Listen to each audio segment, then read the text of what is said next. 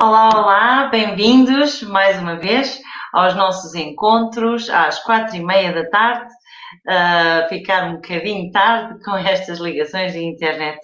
Hello, and welcome to our daily encounters here on YouTube and Facebook at the House of Portugal. And I would like to give you a warm welcome to all of you that are starting hard lockdowns. Please take it as a positive way that we have to really turn this curve around, and it's an excellent opportunity to catch up in some learning that it was so long waiting to be done. So I hope that you have elected Portuguese and Portuguese culture for these coming days.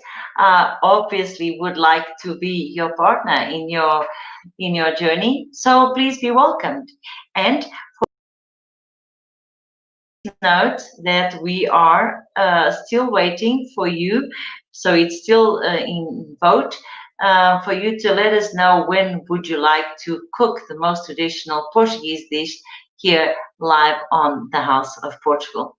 But today we're going to start speaking about the Celt influence on the Portuguese language. Let me just turn the computer a little bit around and check out the image is here. Okay, great. I can see you well, and you can see me as well. There is always a blur with my glasses. Apologies for that. So, how much do you know about Portugal and about the Celt influence on the Portuguese language? So, let me start by telling you that Portugal is Europe's oldest nation state. This is its story.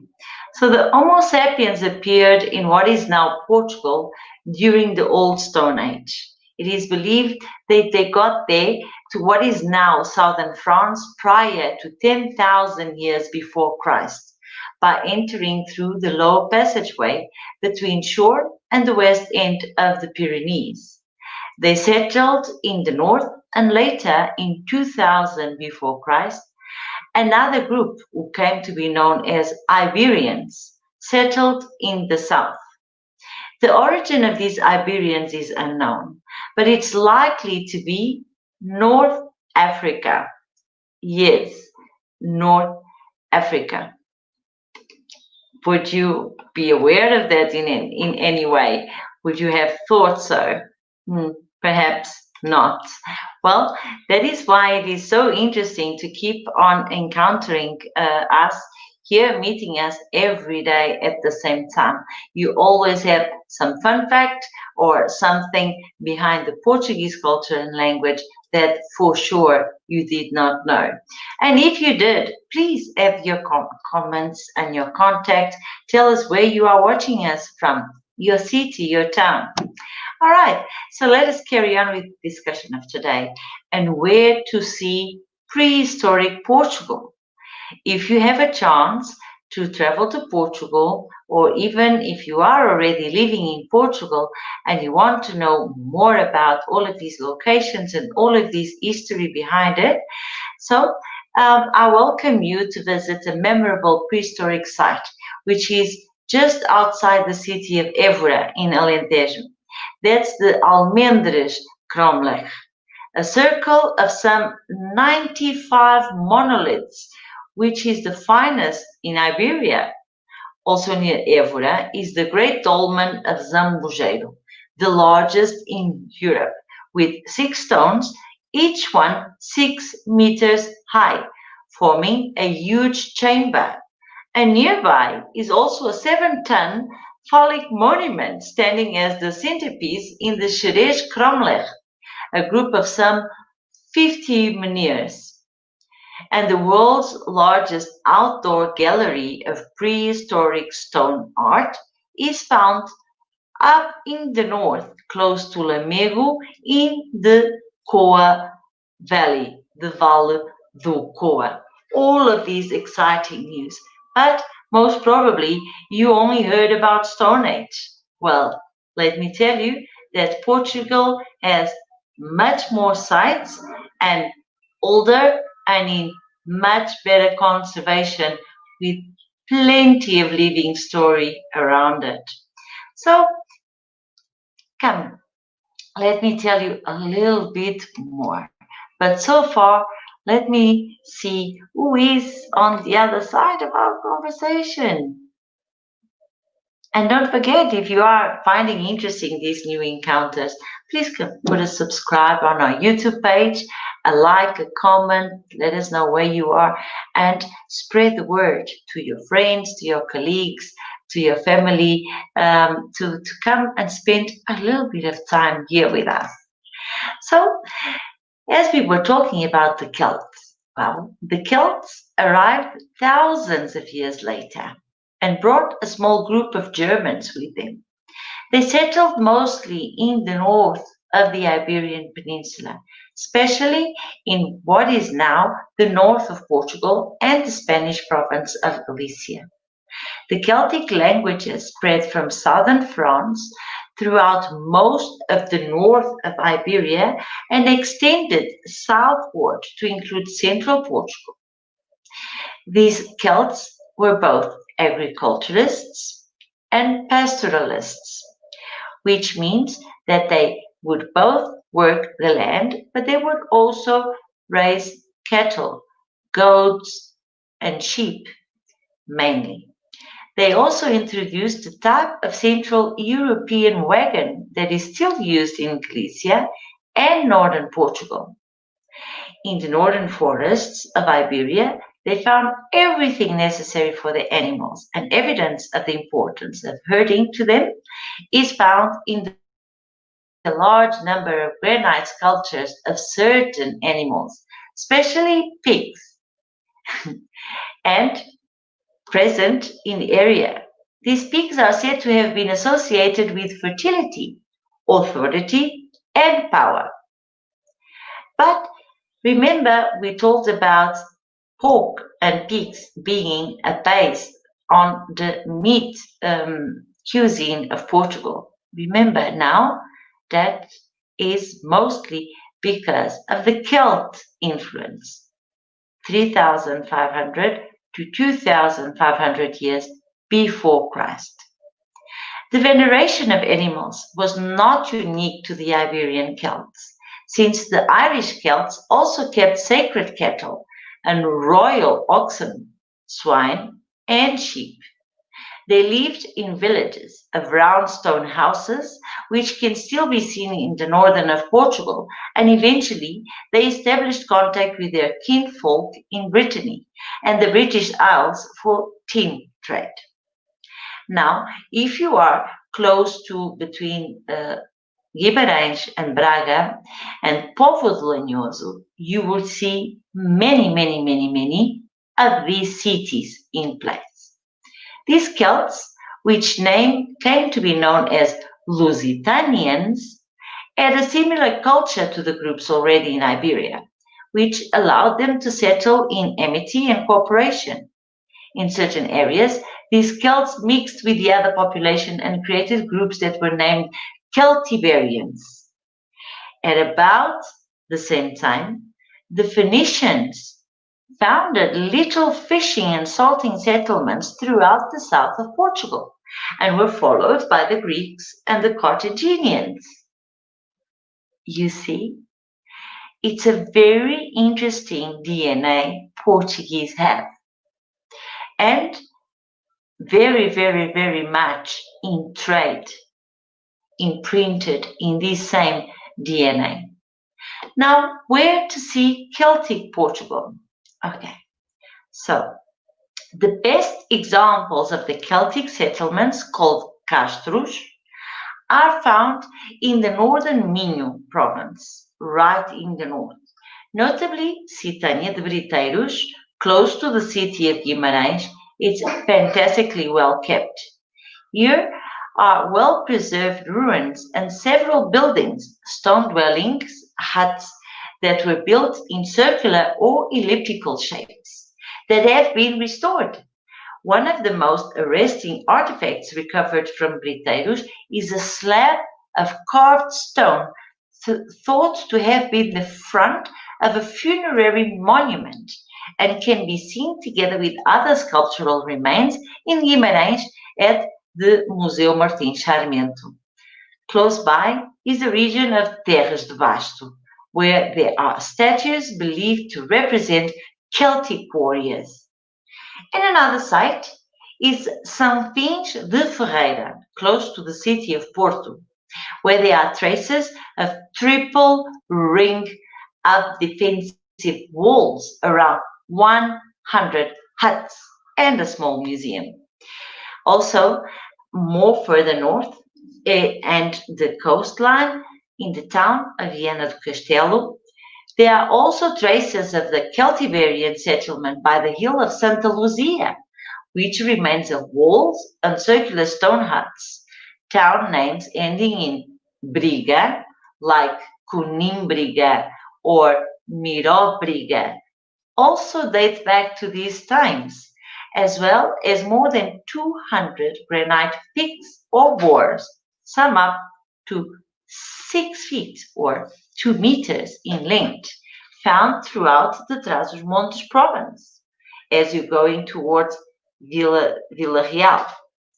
The Celts arrived of years thousands of years before Christ. And they brought a small group of Germans with them, I told you. So they settled mostly in the north of the Iberian Peninsula, especially in what is now the north of Portugal and the Spanish province of Galicia. So it would be very interesting if you would perhaps settle a small tour, a Celt tour to the north of Portugal and a small Celt tour to the southern Portugal, Alentejo. And of course, the House of Portugal can always assist you on preparing this. And I hope that again you found it very, very, very interesting, our discussions. And before we go today, we're going to watch a small video of a Celtic song that is still in use in the north of Portugal in a small town called Vinhais, and is usually used to put babies to sleep.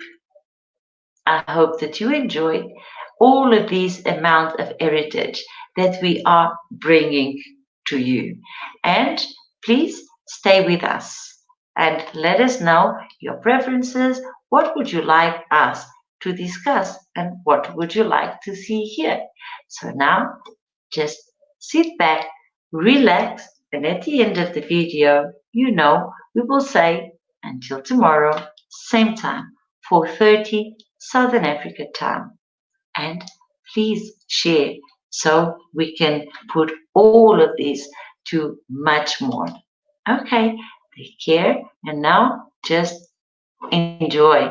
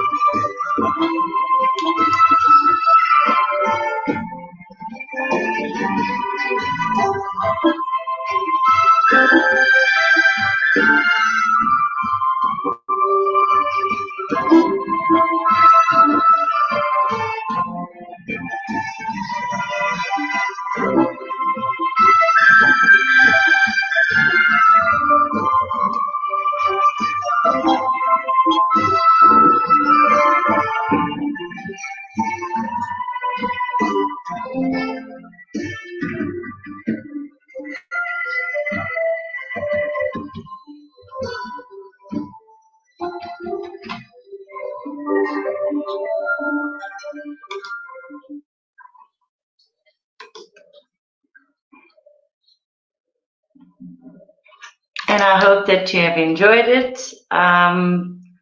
It is fantastic. This is from the north of Portugal. The group who sings this song, this Celtic song, is the Rabassas, and they come from Vinhais, from Trás-os-Montes. So I shall see you tomorrow, and for more interesting facts. And take care and stay safe. Bye bye.